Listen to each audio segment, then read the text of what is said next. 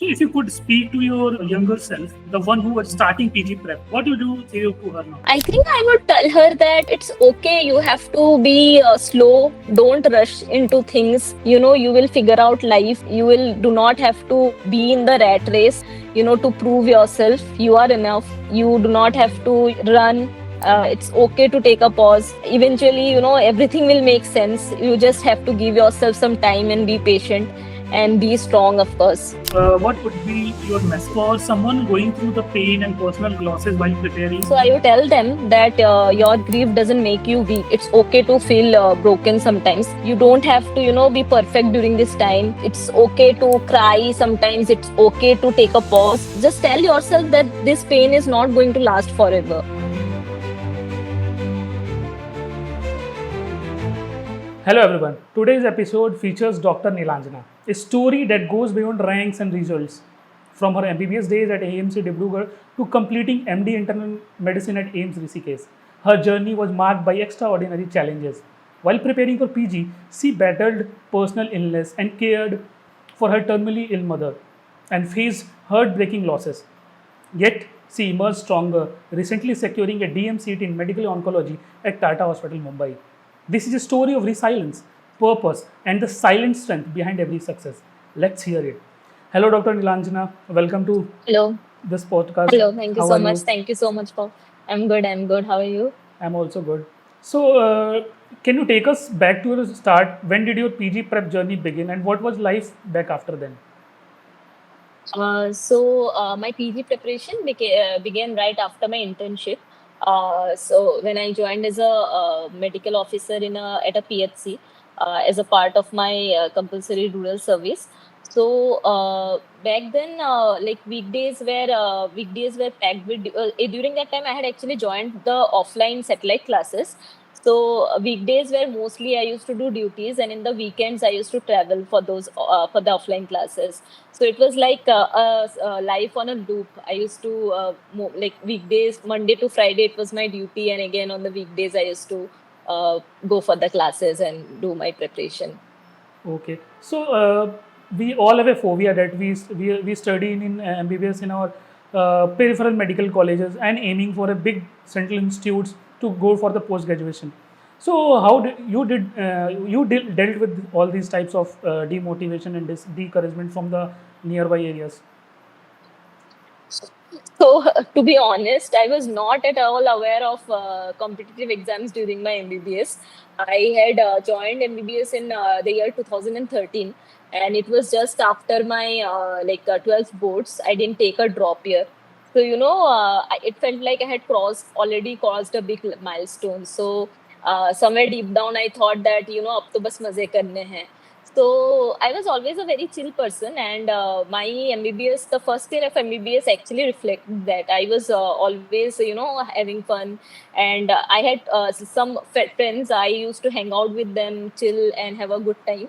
And in fact, like I remember, I had two of my friends. I was sharing a room with them, and we used to be so notorious that our wallmates used to complain about us to the warden, and the warden would then call us, scold us, so like that. And in fact, what happened, like during my first year, I when I had passed my final first year MBBS exam, my warden was so shocked that she was like, "You guys seriously passed." That was how I was during my first year. Then in the second and third year also, the same vibe continued. I was mostly, I used to attend the classes just for the sake of attendance. I was the last bencher type. Even my friends were also like that. So I was not at all aware of the competitive exams.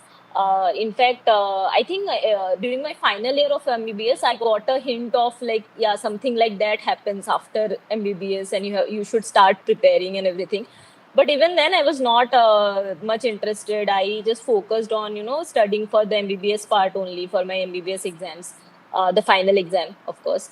But and again, like our internship used to be very hectic, so whatever time we used to get, we used to just have fun, like most of us do, right? So it was only after my internship that my PG preparation began. But just before that, I was in a completely different world. Okay. So means whenever we start preparing for the competitive exams now, Yes, yes. as you told that you didn't know about much about the competitive exam.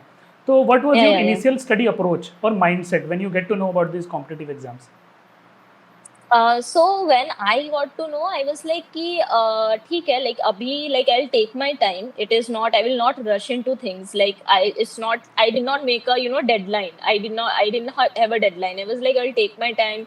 I will study the subjects properly, and then I'll go about it because most of the time, you are in a rush, you're in a hurry, and you tend to miss out on things. And I didn't want that. So I just thought कि okay हो जाएगा, 1 साल में नहीं होगा तो 2 साल में हो जाएगा, तो obviously I was not rushing at all.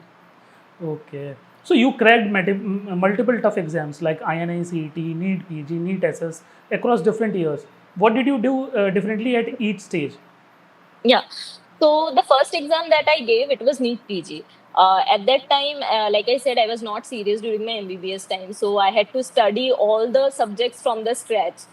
In fact, I remember my anatomy, it was very weak. I had failed in anatomy exam in my second semester. So, I had to focus more on those subjects, and it was very difficult. And I think the first mistake which I think one mistake which I had made during that NEET PG preparation was that I was, focus. I was trying to, I was following multiple sources for one subject, and I was trying to constantly switch between the sources. I thought that I would study more thoroughly because I am not very well known. I my like my whatever my weak subjects were, I was focusing more on those subjects, but at the same time, I was following multiple sources. So. During the revision time, it was like it became very messy. I was not able to revise properly, uh, and it led to failed retention. But after like 2 months after NEET PG, when INI CET happened, I knew that what mistake I had made during NEET PG. So I started studying more smartly.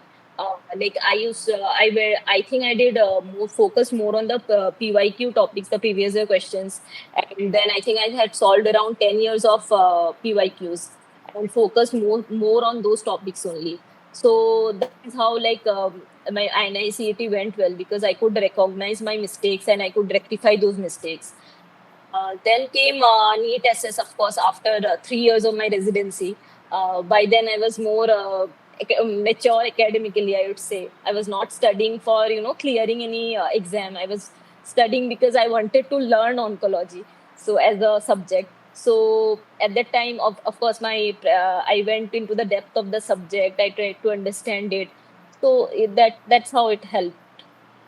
So what was your reaction when you finally got a DM medical oncology? Did it feel like a full circle moment? Yeah, yeah, of course, definitely. I mean, when I was preparing, I was not expecting a very, good rank. I was just, I was thinking that I would manage to get a decent rank and that would allow me to, get into a decent institute for oncology. But then when I got the rank, my results were declared. I was really shocked, like to get such a good rank that would allow me to, get into one of the topmost institutes in India. So at that time, everything made sense. Like whatever, like the struggle and everything, it made sense at that time. Okay. So you have been through some very difficult personal challenges during your prep years. Would you Yeah, be comfortable sharing what happened and how it impacted your studies? yeah. So, like I said, my preparation it began just after my internship, PG preparation. So, I was doing at that time I was doing my rural posting.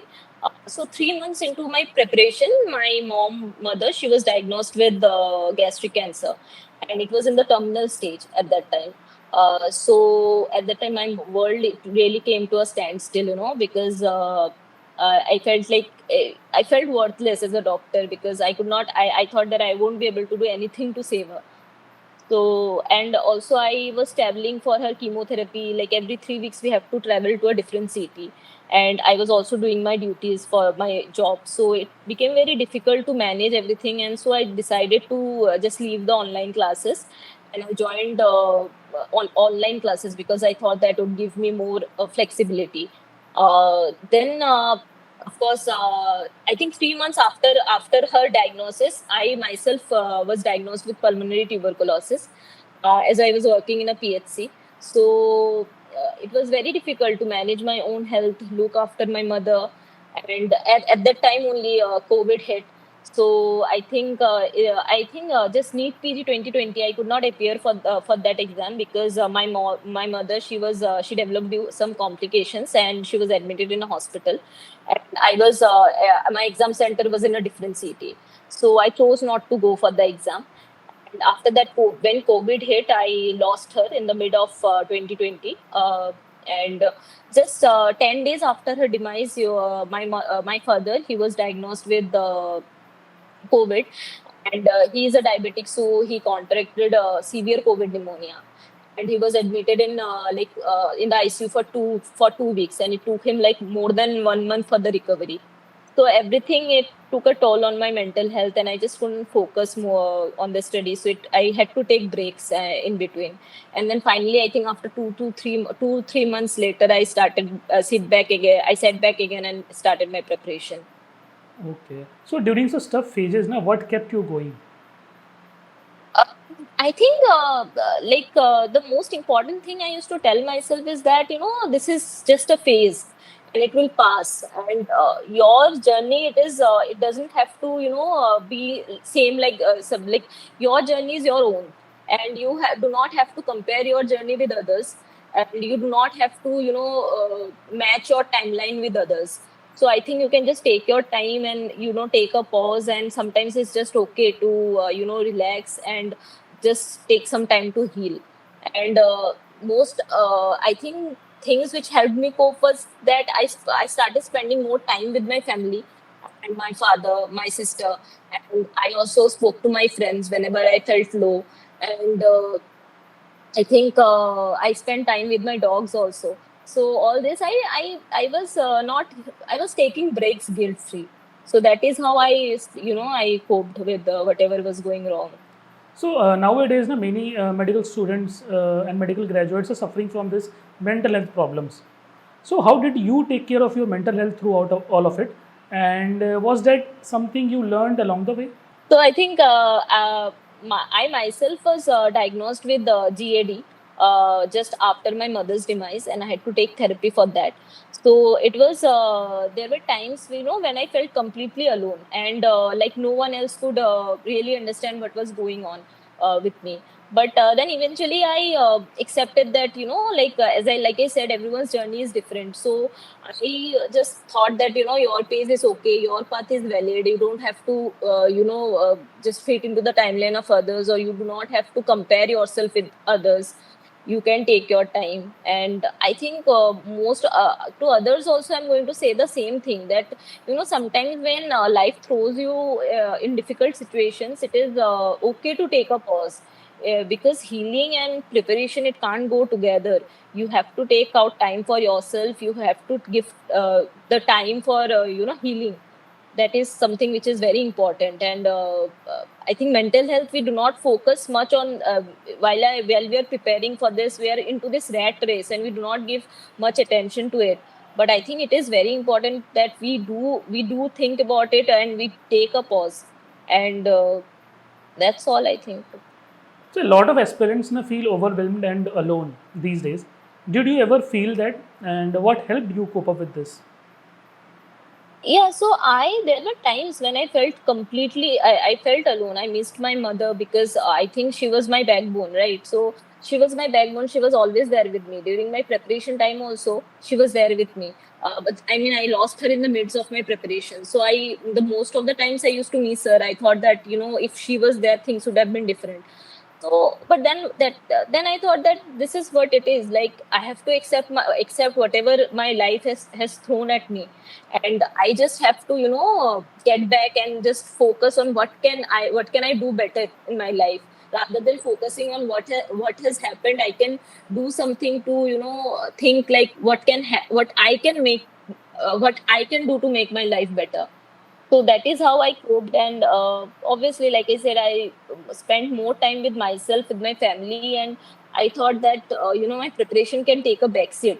Uh, I mean, there will be time that I will be again getting back into it, but right now I need to focus on myself. Okay.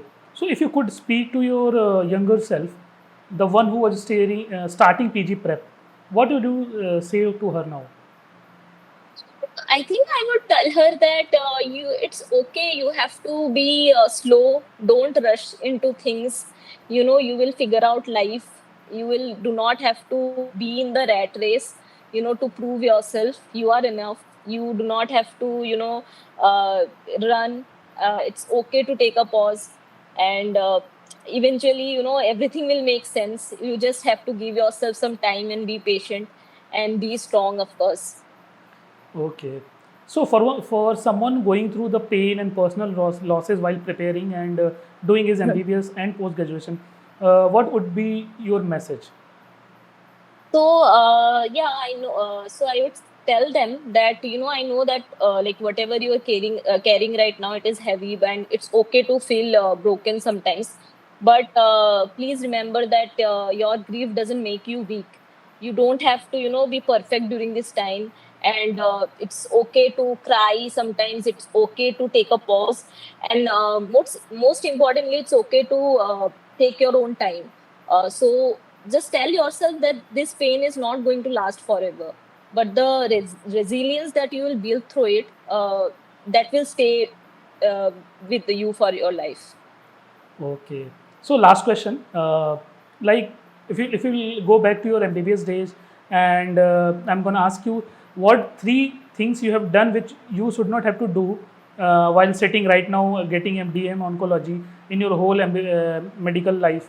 So what will be these three things? And Like what I should not do as a means what you have done in your MBBS days, and you should not, other people should not repeat this. yeah. Okay, so that I can say very well that don't be like me. I don't want to be the same self I was during my MBBS. I mean, it's okay to have fun, but it's also very important that you know that when that fun has to end. So for me, I think I was someone who didn't know when the fun should end, and I kept on having fun, and I did not take a pause. So I think it's very important to introspect, and it's very important to know when you should begin, because nowadays the competition and everything, I think it's good to begin early. I'm not saying that you have to, just rush into things, but I think it's good that you have to grab, especially during your MBBS years, it is very important to study the standard books and everything, which I didn't do. And attend your clinics, of course. So that's very important, and do not miss your classes. That's something I would not do in my DM oncology. Now that I know that how important it is to attend classes. I didn't attend my classes at all. I mean, I did, but I was always the last bencher. I didn't pay attention. So that is one thing, that you should not miss your classes. You should read standard books for during your MBBS, and you should know when to stop having fun. Like too much, too much of anything is not good, I would say. Okay, so finally, as a you are going to join at Tata Mumbai as a DM oncology. So, for the fresh people who are gonna join the MBBS, what will be your final advice?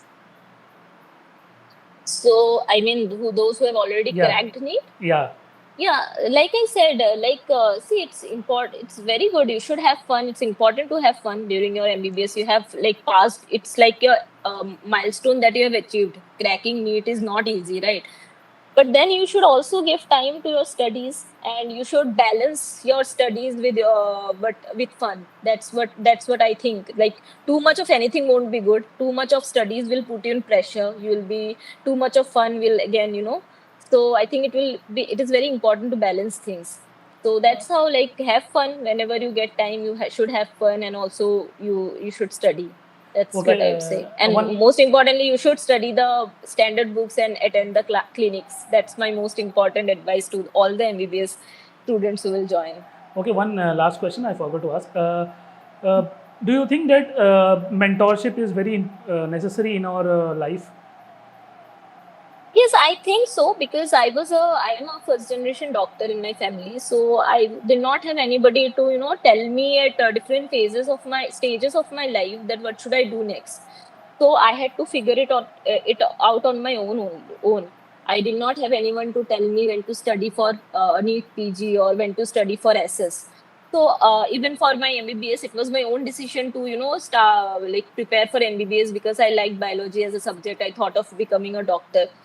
So at every stage, I felt like I should have had someone who could tell me that this is your time, this is how you should figure out things, or this is what you should study, what you should not. I thought that having a mentor would have made things easier. Okay, so thank you, Dr. Nilanjana, for joining us, and all the best for your next career coming ahead. So Okay. hope you're gonna do very Thank you well in so your much. career. Thank you so much. Thank you so much. Thank you so much.